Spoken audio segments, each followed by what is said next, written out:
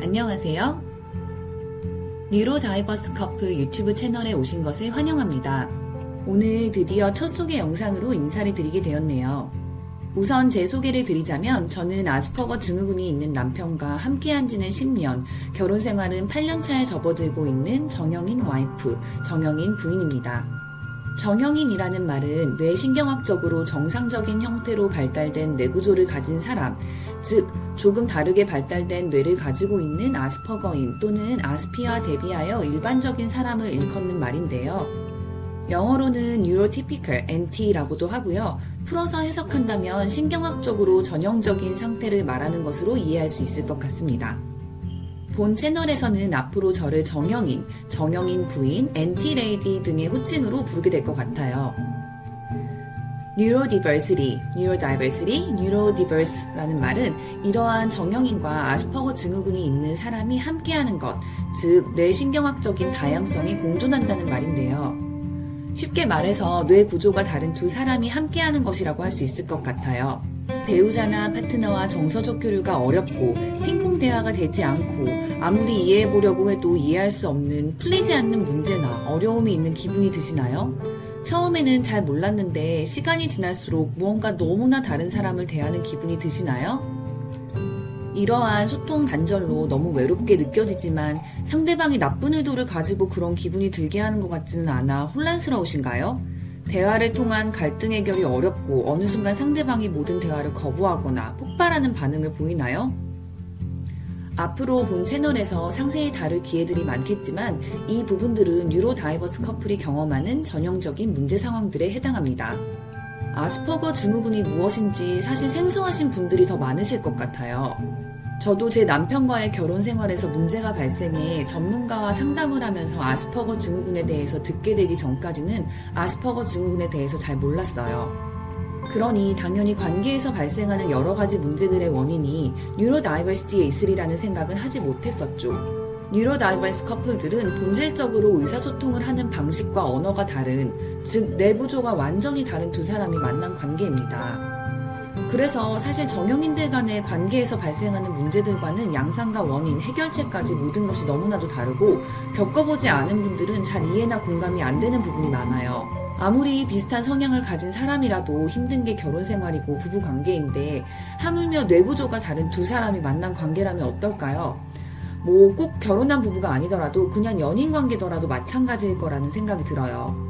뉴로다이버스 커플은 생각하는 방식, 뇌가 돌아가는 구조 자체가 다른 두 사람이 만난 것이기 때문에 이 부분에 대해서 모르고 경험을 한다면 두 사람 모두에게 너무나 힘든 관계가 될 수 있어요. 이런 관계 속에서 겪고 있는 어려움의 원인을 모르고 이 상황에 계속 있는 경우 그것이 얼마나 파괴적이고 트라우마가 될 수 있을 정도로 상처가 큰지 제가 직접 경험하고 느꼈기 때문에 너무나 잘 알고 있습니다. 뉴로다이버시티에 대해 알지 못하고 이러한 관계에 있으신 뉴로다이버스 커플이 특히나 대한민국에는 대부분일 거라고 생각해요. 이 채널을 만들기 전에 제가 티스토리에서 뉴로다이버스 커플이라는 제목으로 블로그를 운영해 왔는데요. 제가 블로그를 만들었던 이유도 그렇고 이 채널을 시작하게 된 것도 모두 이것을 아는 것이 가장 중요한 부분임에도 불구하고 많은 분들이 정확한 정보를 얻을 곳이 없다는 생각에서였어요. 저는 현재 호주 멜버른에 거주하고 있어요. 남편을 만나게 되기 전까지는 한국에서 일을 하면서 살다가 20대 후반에 호주에 정착하게 되었습니다. 제가 살고 있는 호주는 상대적으로 자폐 스펙트럼 장애를 비롯한 여러 가지 뇌신경학적 문제나 정신의학적 문제에 대해 인식도가 높고 유연하게 받아들이는 사회라고 생각이 돼요. 그래서 다행히 관련 정보를 많이 얻을 수 있었던 것 같아요. 제가 처음에 아스퍼거 증후군에 대해서 알게 되었을 때인 2017년에는 한국어로 된 성인 아스퍼거 증후군에 대한 정확한 정보는 거의 찾아보기 힘들었어요. 그리고 아스퍼거인과 결혼 혹은 연인 관계에서 발생하는 어려움에 대한 내용은 전무했고요. 그래서 영문으로 된 수많은 자료와 정보들을 찾아보다가 이를 공유하고 제 생각도 덧붙여서 블로그에 글을 썼었어요. 저와 비슷한 상황에 계신 분들에게 조금이나마 도움이 되었으면 하는 생각에서요. 일반적인 부부 상담이나 정형인들 간의 관계에 적용되는 대부분의 관계 개선을 위한 팁 같은 것들은 뉴로다이버스 관계에서는 전혀 도움이 되지 않거든요. 더구나 흔히 카산드라 증후군이라고 이야기할 정도로 외부에서 볼 때에는 멀쩡해 보이는 남편과의 가정생활에 불만을 품는 정형인 아내가 오히려 문제가 있다고 오해를 살 수도 있기 때문에 주변 사람들로부터 이해를 받기도 어렵습니다. 그렇기 때문에 이러한 관계에 대한 정확한 이해와 내가 겪는 어려움이 허구가 아닌 진실이라는 것을 확인하는 것은 너무나 중요한 일이 됩니다. 저 역시도 제가 겪고 있는 어려움을 이해받고 또 내 스스로 이해할 수 있기 위해서 수많은 자료를 읽고 비슷한 사람들과 소통하고 스스로 곱씹어보고 적용해보는 수많은 과정들이 필요했거든요. 뉴로다이버스 커플 채널에서는 제가 남편과의 관계에서 겪었던 어려움과 그것을 극복하기 위해 했던 노력, 그리고 남편의 아스퍼거 증후군에 대해서 이해하는 과정과 그것이 어떤 차이를 가지고 왔는지 등등 그동안 제가 이 관계 속에서 겪었던 경험과 깨달은 점들을 공유하려고 합니다.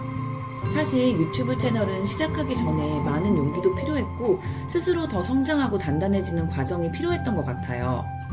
결혼 생활의 문제에 대해서 이야기를 한다는 것이 굉장히 사적인 영역이기도 하고 어떤 시점에는 제가 모든 것을 실패했다는 기분이 들 만큼 절망적이기도 했기 때문에 이 부분에 대해서 드러내어 말하는데 용기가 필요했어요. 그리고 그것들을 극복하고 관계를 다시 새로운 렌즈로 바라보고 그 과정에서 성장을 거치면서 좀 더 성숙한 개인이 될 수 있었고 그러면서 차차 아스퍼거인인 남편과의 관계를 새롭게 긍정적으로 받아들일 준비가 되었는데 그렇게 되기 전까지는 이 관계에 대해서 이런 여유를 가지고 말하기 어려웠던 것 같습니다.